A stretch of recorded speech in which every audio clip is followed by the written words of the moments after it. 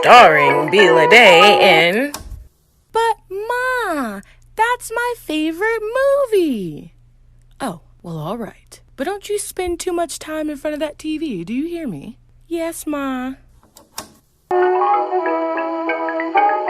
Hello, I am your host, Bila Day, and welcome to my podcast, But Ma, That's My Favorite Movie. We will discuss all kinds of movies, and since there are so many to choose from, every episode will either be a fun theme based on a subject, for example, But Ma, That's My Favorite Kid in a Movie, or we will analyze one particular movie. We will also play trivia games and have conversations about creative topics related to film. I'll even have some guests join me along the way. So, grab your popcorn, take a seat, and let the show begin. Hello, everybody. This is your host, Bila Day, and welcome back to my podcast, But Ma, That's My Favorite Movie. And we are definitely in for a treat today, as everything is possibly starting to open up. Things are maybe getting back a little normal, probably not.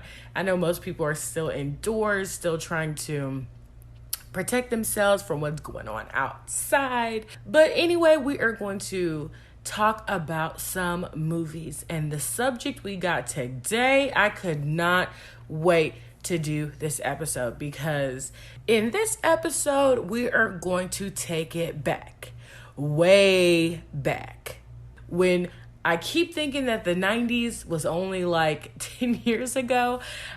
It's damn near 30 years ago. To shout out to all the 1990s babies. Actually, you are there. Holy crap. Yep, they are. So if you're born in 1990, you are 30 years old. Because I always think 30 years back was the 70s for some odd reason. And I don't think I'm the only one that still thinks that. But anywho, this episode is titled, But Ma, That's My Favorite Party Movie. So we're going to be talking about the movies that are centered around some sort of house party that teenage kids will be partaking in.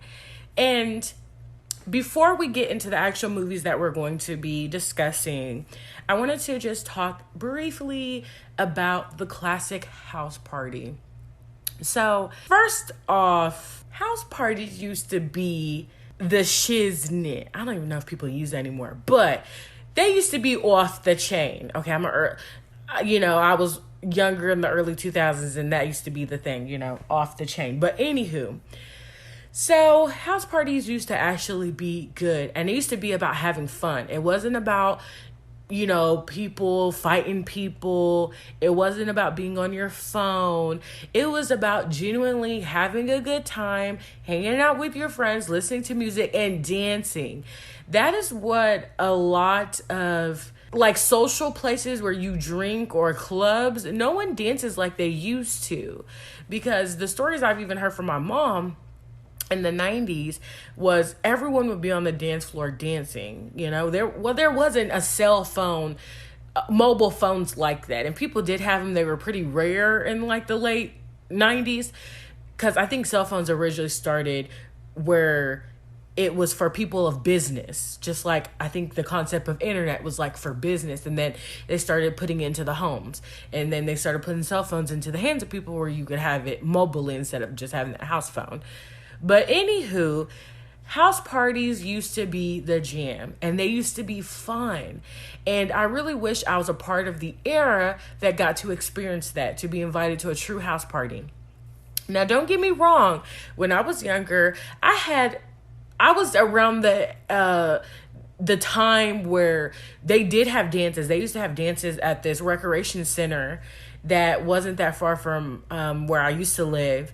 And we used to have dances at school and stuff. And then there used to also be little teen clubs and stuff. I think one was called Venice Beach, but it got shut down because I think someone started shooting, allegedly. And I remember going to the rec centers.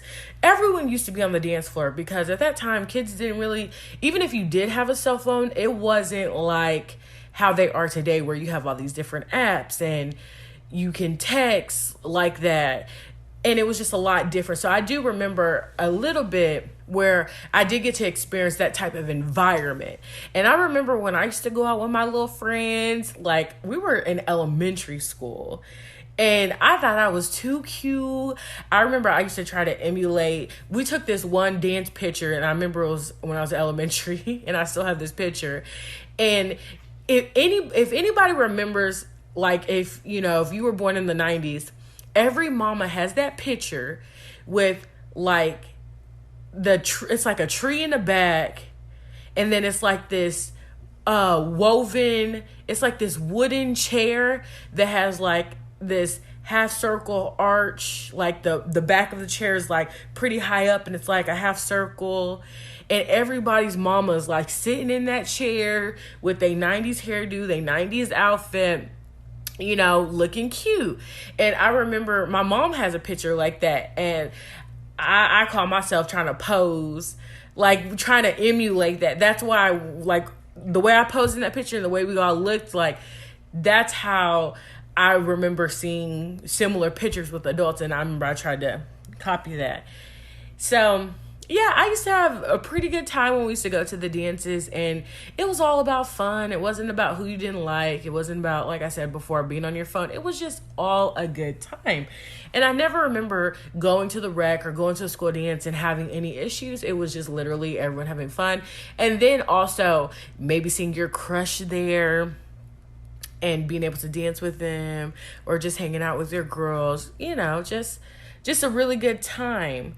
And I am glad I did get to experience that aspect. And I know as I got older, it really just turned into not as much of like house parties, but more on the gathering side. So it was just like gatherings and we're like drinking together, but no one like sitting up there just dancing the whole time. And yeah, I know with time, things change, the way people party, the way people go to bars, the way people drive, the way people have, the activities and the, just everything evolves over time. And I do understand that aspect, but that was really many great things came from the 90s, but that was one of them, was just like the club scene and stuff, which today, I can't stand clubs. I became, as an adult, more of a bar goer. I would go to the bar, drink, sit down, chill. That was my vibe. Well, yeah, because I really don't really go out to bars like that anymore. But that was more of my vibe. But the club scene, y'all can have that. I don't know. It just never spoke to me. It wasn't as fun as it sounded like when my mom used to go. And I think that's probably where most of the disappointment came from. So I said, yeah, you're good. I don't need none of that. All right. So let's get into our first movie that we're going to be talking about today. Oh, I'm the weird one? You're the one calling Barry Manilow from a phone booth at 2 a.m. This movie we're going to be talking about is Can't Hardly Wait. This is a really fun movie, and I remember seeing it because they put it on Netflix, and I remember seeing it on there, and I kind of was like, did I ever watch that movie? I don't really remember it that much. And then when I watched it again, all the memories came back. I said, oh my gosh, this is the movie. Oh my God, yeah, I definitely remember this movie. So this movie starts off where we see a graduation class. And as you know, you're supposed to be paying attention to the principal or the superintendent doing the speech about the class graduating or whatever. And everybody is talking to each other, whispering to each other, like, did you hear about this party? Did you hear about this party? Did you hear about this party? And then also in the midst of it, and people are gossiping about the popular girl in school whose name is Amanda, who is no longer with the popular guy, Mike. And so everyone's just kind of gossiping about the party and about this couple. And then we end up landing on the main character in the movie, which his name is Preston Myers. And he finds out that Amanda is no longer with Mike, and he gets really excited. And what we learn is that Preston has had a crush on Amanda since the first time that she arrived at the school. So literally all 4 years that nothing ever happened. He never confessed her love. He never really talked to her. They had like very small moments that, of course, when you have a crush on someone, you definitely read into it a lot more. But he feels like they had these little moments, and so he's just been liking her since he laid eyes on her. And he hears about it and he goes, oh my gosh, that's crazy. They broke up. This is possibly my chance to finally tell her how I feel. So he finds out about the party as well. And you can assume that the most popular girl is going to be at the most talked about party. So he figures, I'll go to this party. This will be my chance to confess my love. And then we also get introduced to these other main players in the story. And we have William, who is like the nerd. And he hangs out with the two other nerds. And basically, his whole thing is he got humiliated, I think like in elementary or just whenever they were younger, by Mike. And mind you, Mike is the one who broke up with Amanda. And he got humiliated by him, and he is wanting his revenge. So he's going to go to this party to get his revenge. So to kind of go back a little bit, the true basis of what's going on in the movie is everyone has a certain agenda at this party. So to get back to what I was saying, then we have Kenny Fisher, who is... It's like, I want to be politically correct. He is, what you would call like a wigger. I don't want to say he acts ethnic, because what is acting ethnic or what is acting black, But that's the best way I can describe it. He has like this black scent in the movie, which looking at it now is kind of problematic. But back then, of course, people didn't like reading the stuff or whatever.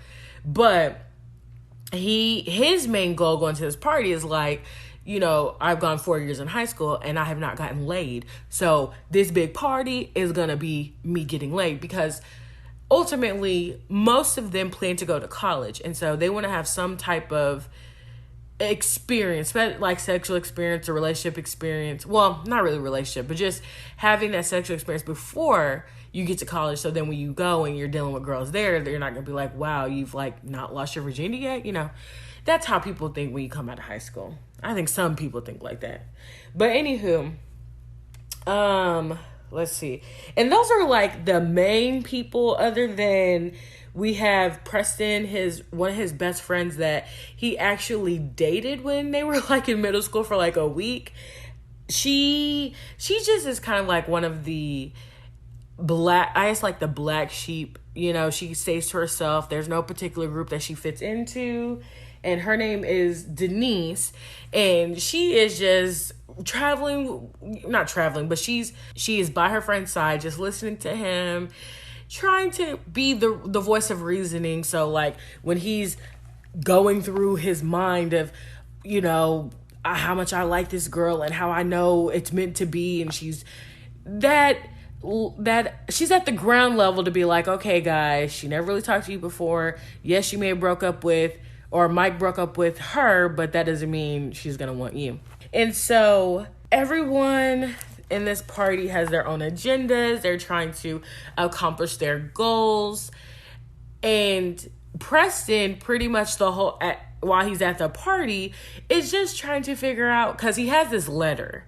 He has this letter that he wrote for her a long time ago, and apparently he's revised it over and over and over, wrote it so many different times.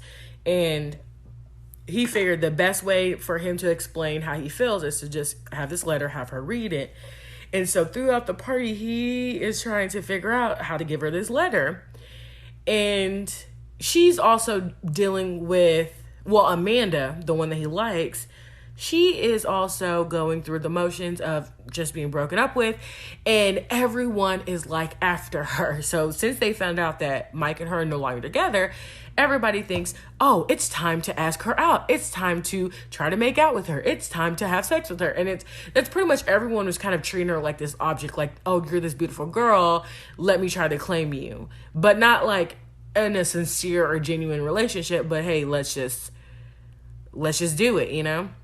And she shows that she wants more than that. That, of course, it hurts that she had to break up. At the same time, she's like, I don't want to get with someone who just sees me as an object. Like, I'm just not going to go with the first guy just because he says I'm pretty, because everyone's intentions that come up to her are not the best. And Preston is the one that actually likes her, like he's genuinely liked her all 4 years. So, yeah, I mean, I don't want to give away the end of the movie, because if someone is interested in watching this movie, I would rather you see the ending for yourself. Now, I am open to the idea of giving away the endings of movies if the listeners, aka you, say, hey, yeah, spoil the ending. I don't care. I actually would want to know because I'm not going to watch this freaking movie anyways.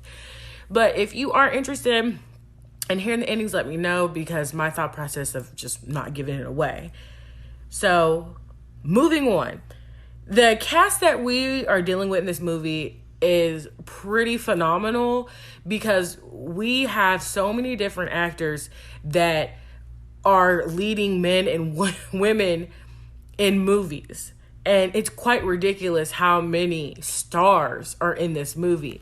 And these were stars before they became stars. You didn't know if these were going to be stars in this movie. And there's just so many familiar faces and people that we know from a lot of movies in the 90s. So we're looking at Jennifer Love Hewitt, who played Amanda. We have, and Jennifer Love Hewitt, she's played in so many. She was a heartthrob in the 90s, okay? Everyone knows who Jennifer Love Hewitt is. Then we have Ethan Emery. He played in Empire Records, and he's played in other movies as well. And I remember he just looked so, like, geeky, and I used to think he was so cute. I mean, I still think he was cute. And then we have Peter Facinelli, or Facinelli. And he actually, what surprised me is he played Dr. Carlisle in Twilight, the dad.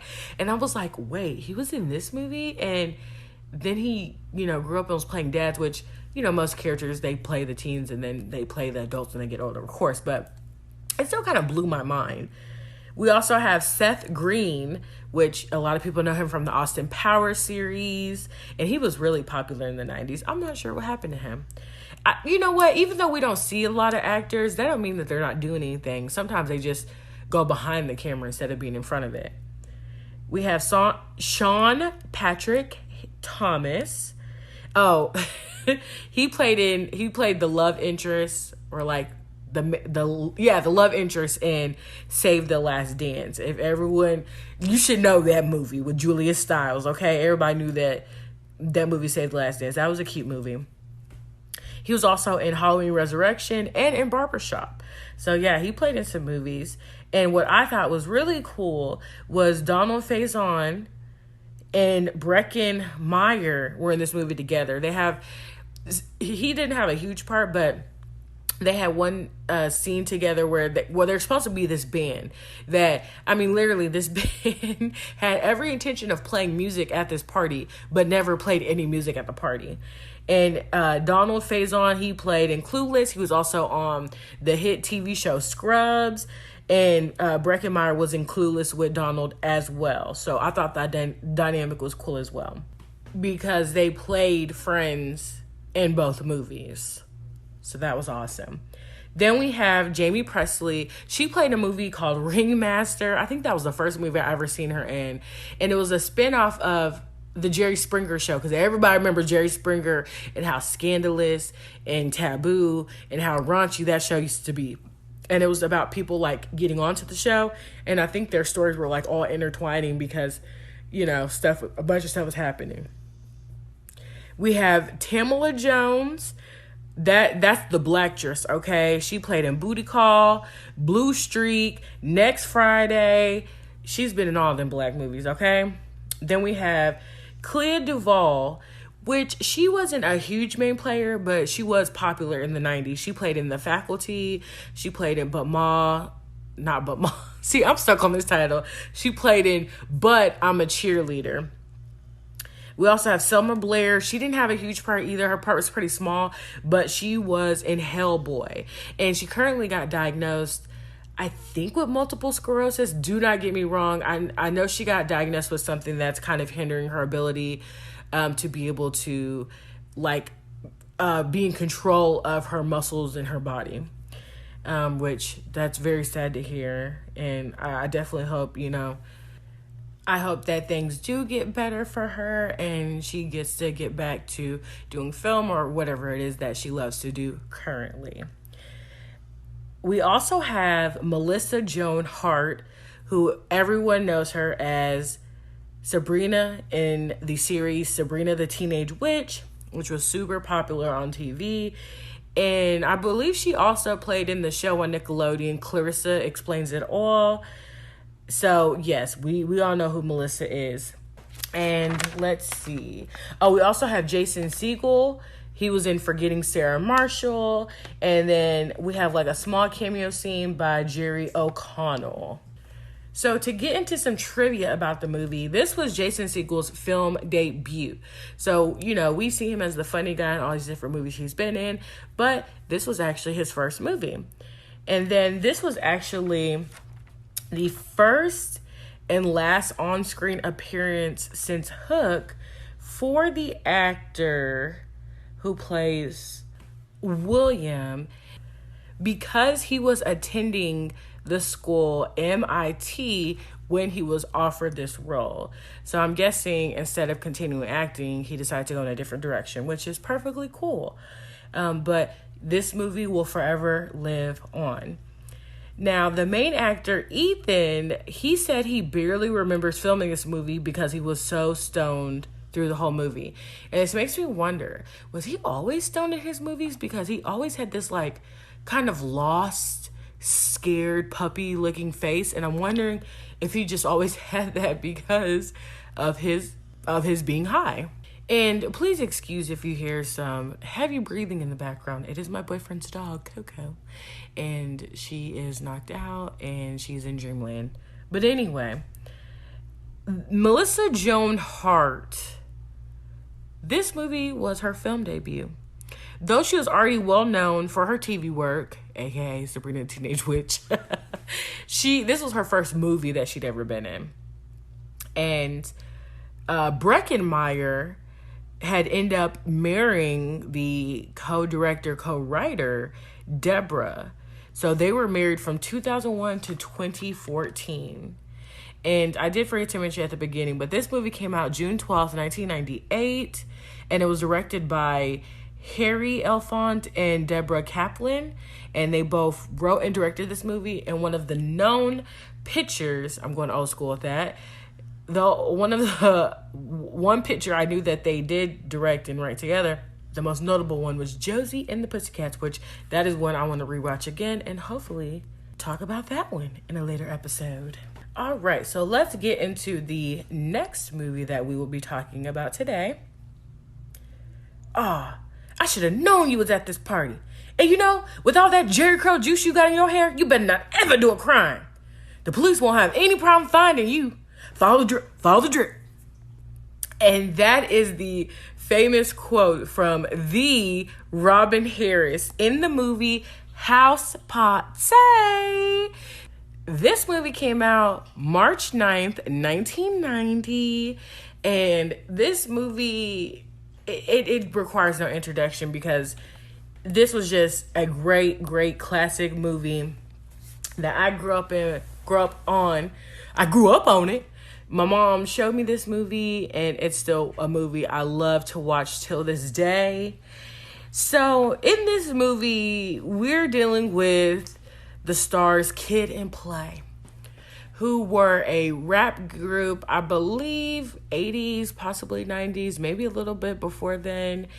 And they star in this movie, which they couldn't have gotten a more perfect casting. But we have Kid, who is, I would say, like, we have, Kid who's more of the geeky one, and we have Play who's more of the player. So, I mean, it's like their names are kind of perfect for each other, right? So, we have Kid who gets into this fight with these bullies at school. And the bullies are actually played by Full Force. And so during the fight, well, actually what happens is they're in the cafeteria. We have Kid, we have Play, and we have Bilal. Bilal, who's played by Martin Lawrence. And then they're having their conversation, doing what they do. And Play says, hey, my family's going out of town. We're about to have a party. And he wants Bilal to DJ for him. And of course, Kid's his friend, so he gonna be there. And then, they end up mentioning the two popular girls in schools that they really like, which is Sydney and Shireen. And at one point, Kid is trying to take food off of Bilal's plate, and Bilal's like, I ain't having it. And so Kid gets up because he's like, okay, I'll go get whatever I'm trying to get. And when he gets up and he scoots his chair back, he ends up hitting, I guess he didn't realize he was sitting behind the bully. So he ends up bumping into his chair. When he bumps into the bully, his milk ends up pouring, like he has it in his hand, ends up pouring on him. And so Kid's like, oh my God, I'll replace it. And so he gets up, he ends up running into Shireen and Sydney, and then he's talking to him about the party, like seeing if they're gonna go. And they look like they're kind of mesmerized about him, like they look like they both like him. And so they have their little conversation or whatever. And then it pretty much concludes like he kind of convinces them to come to the party. And so once the girls are leaving and he's backing up because he's kind of celebrating like, ooh, they're going to actually go to the party. And he ends up bumping into the bullies. And so they exchange words with him. And they end up talking about his mom, which talking about his mom is a sensitive subject for him because his mom has passed away, because it's just him and his dad. And so he throws some Jell-O at him. Well, at first they grab him and he's like, stop, you're wrinkling my school clothes. And then they're like, oh, we're wrinkling his school clothes. And so he ends up like throwing Jell-O at him. And then they're like, oh, okay, that gave us a reason to really go in on him. So then they get into this fight. They get sent to the principal's office. And then, of course, the principal's like, I get what you're saying about your mom, but you still can't be fighting in school. Same for the other guy. You can't just be fighting people. And so she lets him know, hey, you're off the hook right now, but we do have to inform your dad about the fight. Now, keep in mind, he doesn't want his dad to know about the fight. One, because he wants to go to this party. And that's pretty much it. He wants to go to the party. And if his dad knows about the fight, he is going to get very upset and he's going to ground him. So once he goes home, his dad, is trying to talk to him and stuff. And Kid's just like really paranoid because he's just like, have you got any letter? Have you got any calls? And, because the one scene where when he goes home, he's talking to his dad, they're sitting at the kitchen table. And he asked his dad about the mail. He was like, oh, yeah, have we gotten the mail? And he's like, yeah, it was nothing but bills. You want to pay one? Because, Robin Harris, he is so hilarious. It was like he said things where it was like his comedy sounded serious, but what he said was funny. And it was just perfect comedic timing that Robin Harris did. Like there's no one like him. He was just so hilarious. And he was actually perfect in this movie as well. And so basically, Kid is just trying to figure out a way to avoid his dad hearing about the situation and still being able to go to the party.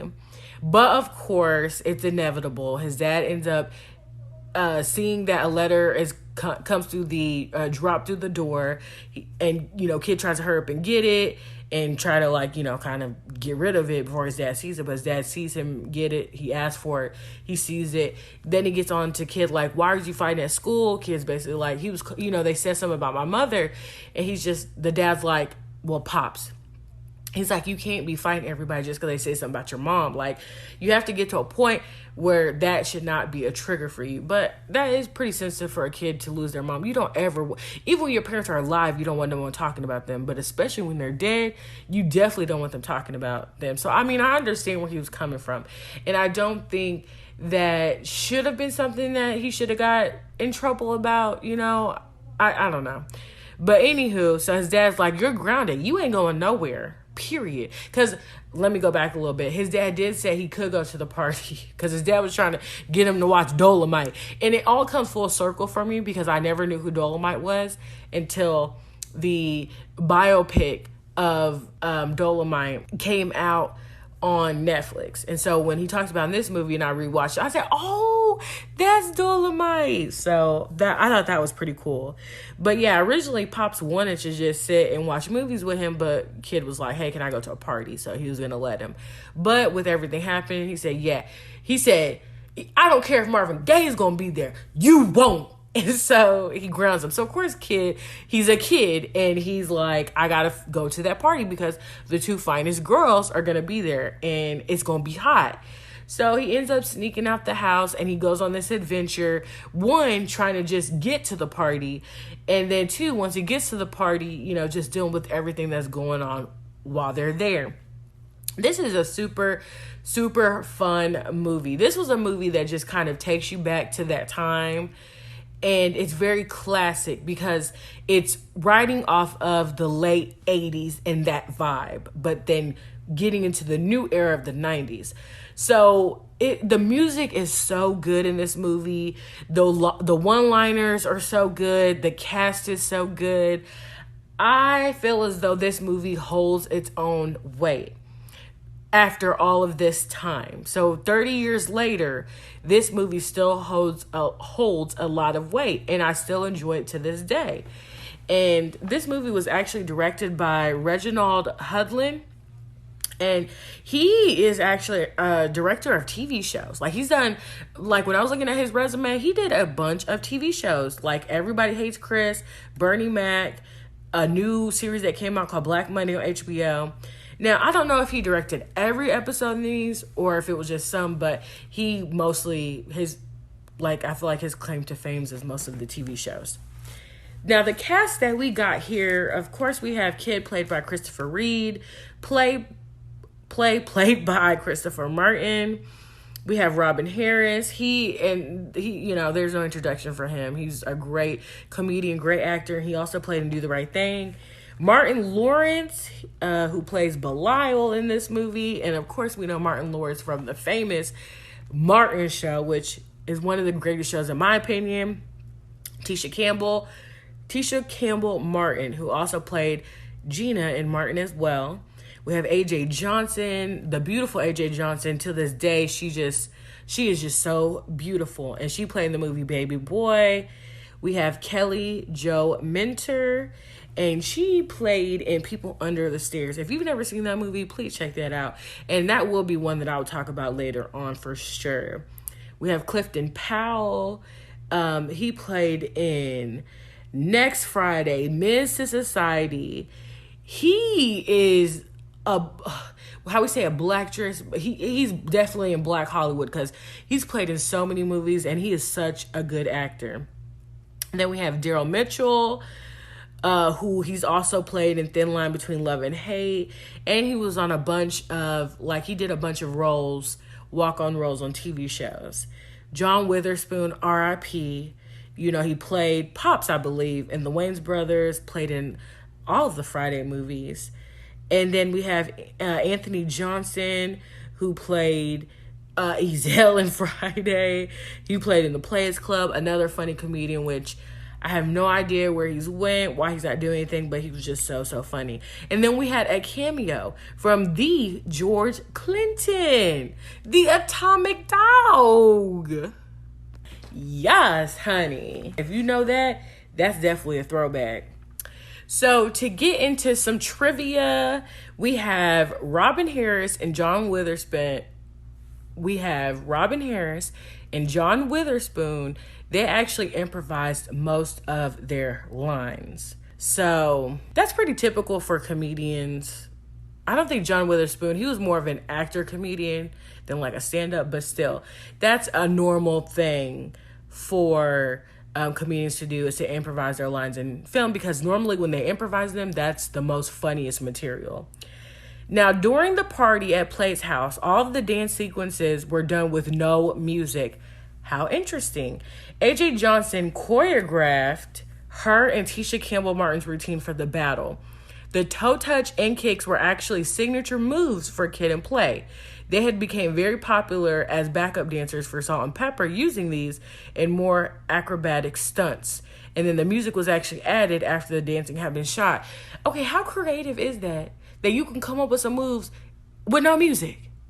See, that's talent. That is definitely some talent right there. House Party was originally written for DJ Jazzy Jeff and the Fresh Prince, aka DJ Jazzy Jeff and Will Smith. This happened because New Line Cinema won a lawsuit against them due to their song A Nightmare on My Street.